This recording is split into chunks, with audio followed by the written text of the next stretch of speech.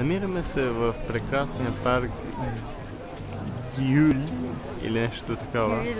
Или Гюил, който се разпростира на 15 хектара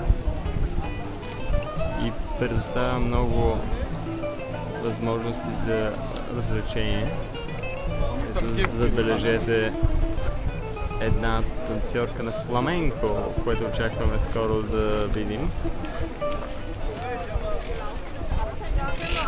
Пред нас се разкрива чудесна гледка към Барселона. В далечината можем да видим храмовете около сграда Фамилия. Саграда Фамилия. Ето ще чудесни гледки. Човек спокойно може да прекара повече от половин ден в парка, но ние имаме сбита програма и няма да можем да се възползваме всичките му красоти.